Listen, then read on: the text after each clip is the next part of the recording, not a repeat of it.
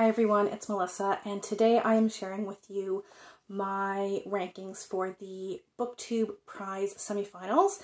I was reading for Nonfiction Group A. So I am going to start with my 6th spot and work my way up to my 1st place.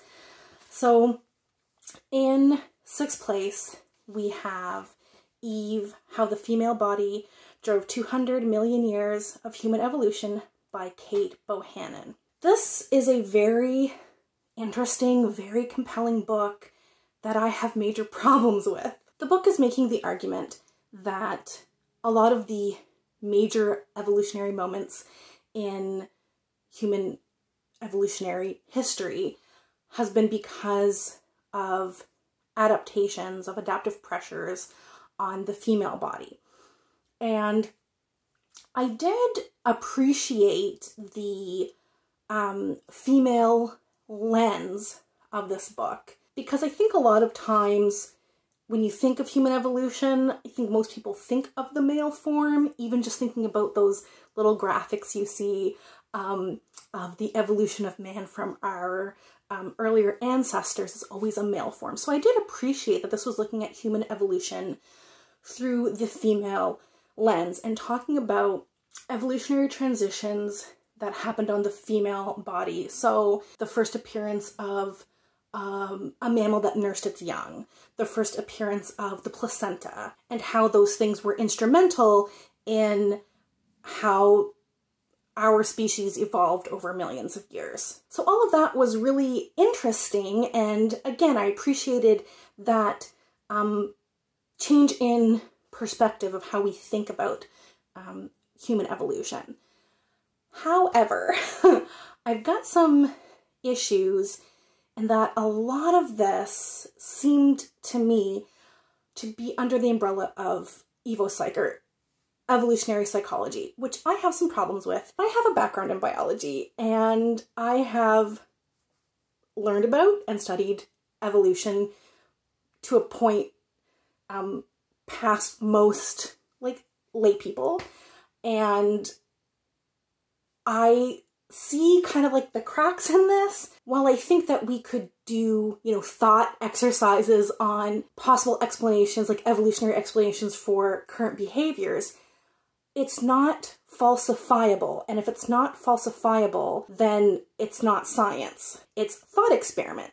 Nothing wrong with that, but I just think that that needed to be more explained in the book. In fairness, I don't think at any point the author claims that this is exactly how this happened, that we know for certain that this is how this happened, but more so that this is a trait that may have evolved in this way. So I don't think she's being disingenuous. However, I do think that there's this underlying presumption that all traits are adaptive, which is not true. The book never really mentions any other mechanisms of evolution. It only really talks about adaptive traits. And there are other ways that evolution happens. Not everything is adaptive. She never talks about genetic drift.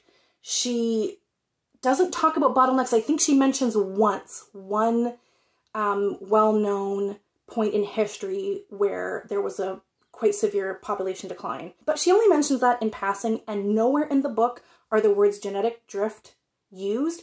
I actually took out an ebook to search those words just to make sure, and it's not even mentioned. If you want to focus on a certain thing, that's fine, but you have to at least mention that there are other mechanisms for evolution. And even though she mentions bottlenecking once, again, it was in passing, and she never really explains how this can be a significant factor in how we evolved. So yeah, I just think that a lot of this, not all of it, but I think a lot of this was thought experiment that may or may not be true. These explanations for how we evolved may have been what actually happened, but I think they were presented as truth.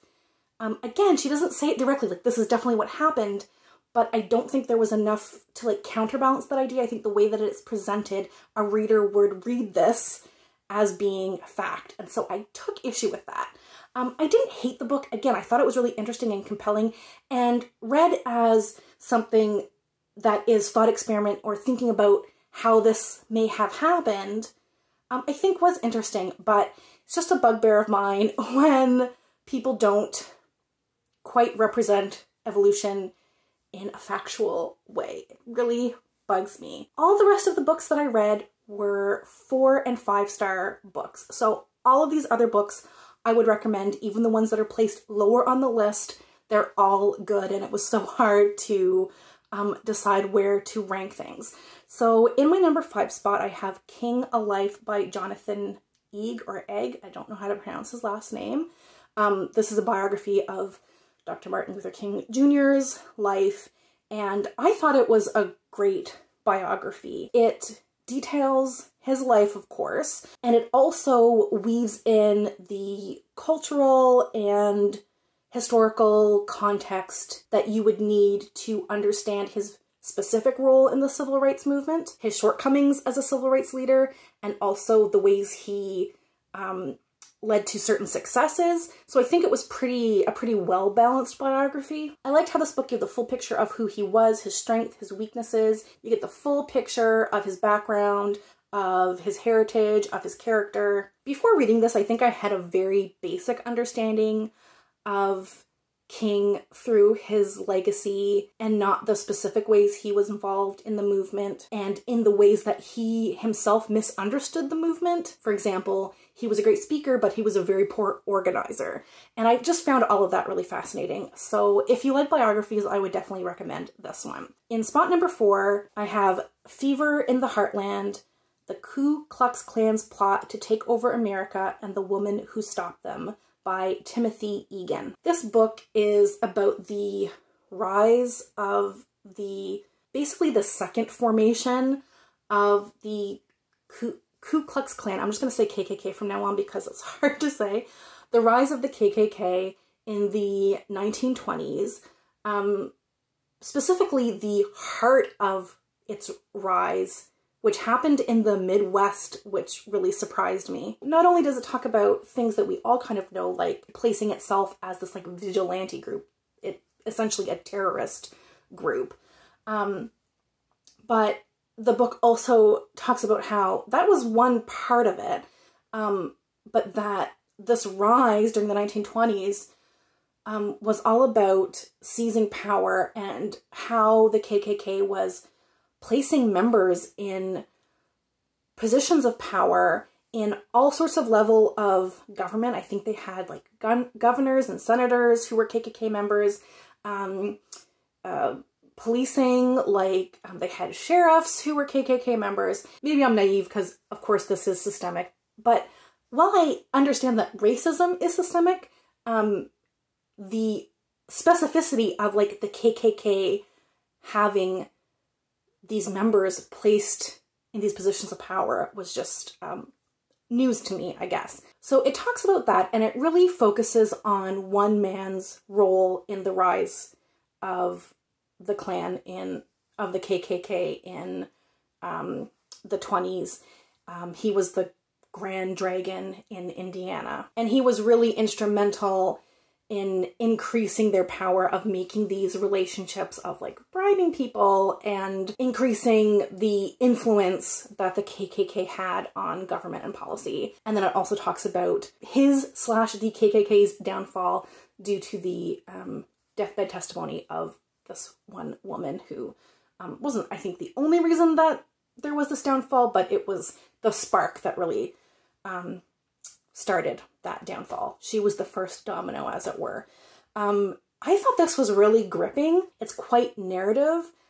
There's a section where we follow the court proceedings, and I just like couldn't put the book down through that part. It had a lot of really interesting information about how the Klan operated during this period of history, and it really schooled me in what the Ku Klux Klan were all about. Yes, they were groups of people terrorizing Black communities and killing and harming Black people. And they were also this highly organized, insidious group that made this power grab and nearly succeeded. So yeah, I thought it was riveting. Now we get to my top 3, And my top 3 are all 5 stars, and I agonized over the order because I wanted to put all of these in my top spot. I love them all.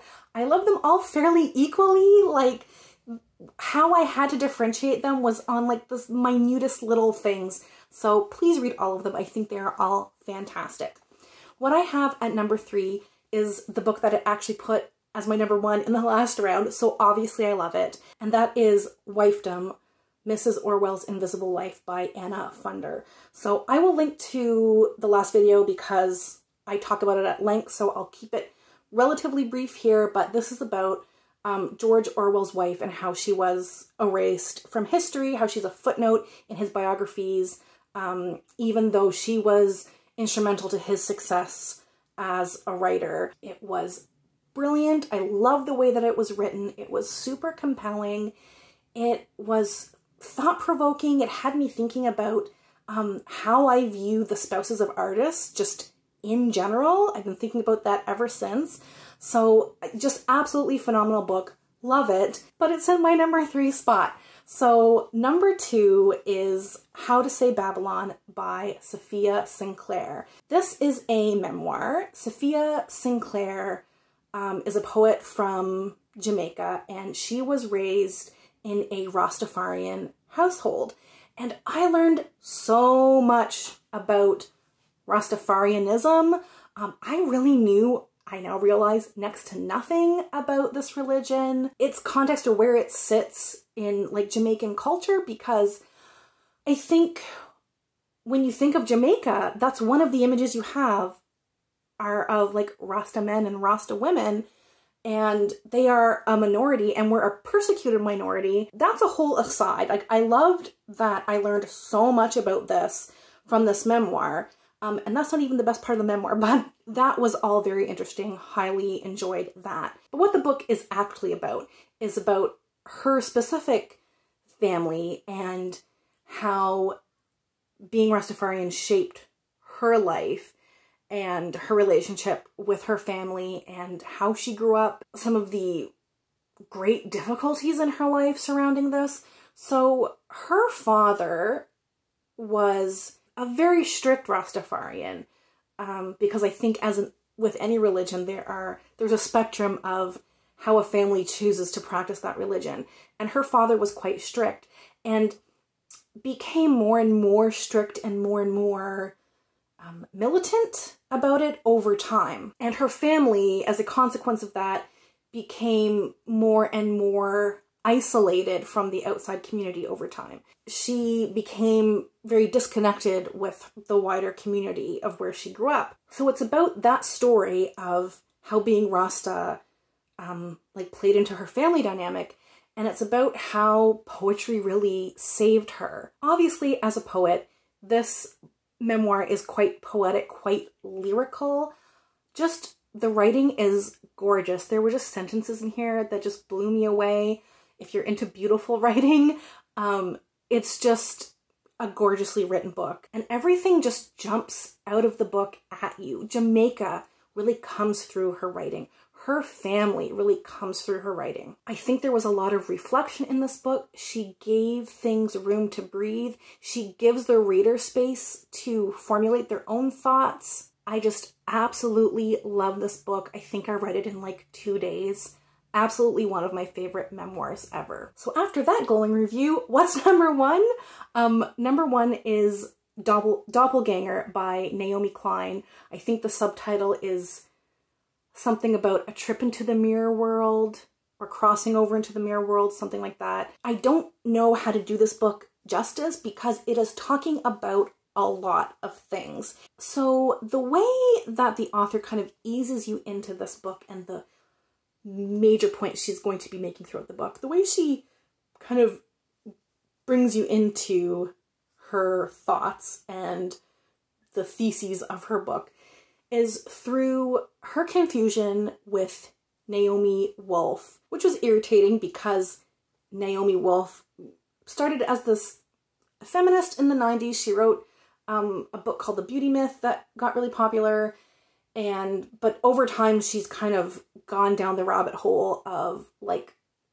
right wing. She's on like Steve Bannon's show all the time and like other like podcasts and shows. And she's kind of like a talking head now for the alt-right. And so Naomi Klein, as a very like liberal progressive type person, is frustrated of constantly getting confused. Like people will tweet things about, oh, Naomi Klein's gone crazy. She's talking about XYZ and it's Naomi Wolf. So that's the jumping off point of the book. That's not really what the book's about, even though when you look at like synopses or blurbs about this book, it really leans into this confusion, this like doppelganger situation where they're getting confused for each other.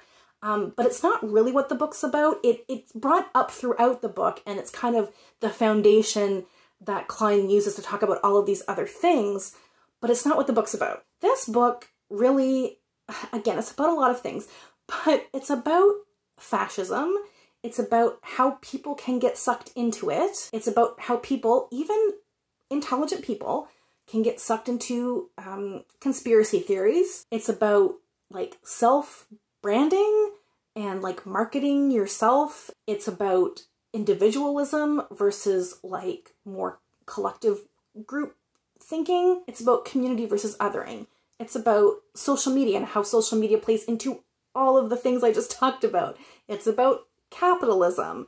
It's about globalism. It's about pandemics. It's about genocide. It's about climate change. She is talking about very big ideas, very hot button issues, and this could have been the messiest book on the planet, but she weaves all of these things together so well. She shows us how these things are all related.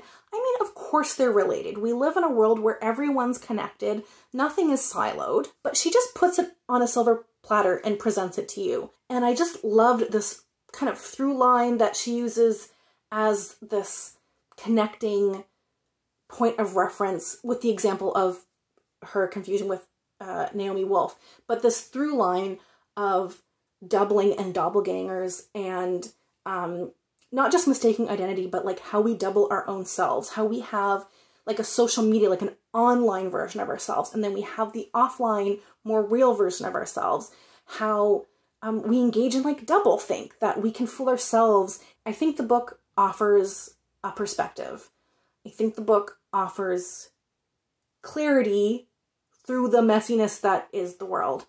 And I just thought it was fabulous. So those are the 6 books I read for this round of the Booktube Prize. If you've read any of these books, are interested in reading them, please leave a comment. I would love to chat about any of these books. As always, thank you all so much for watching, and we'll chat soon. Take care. Bye.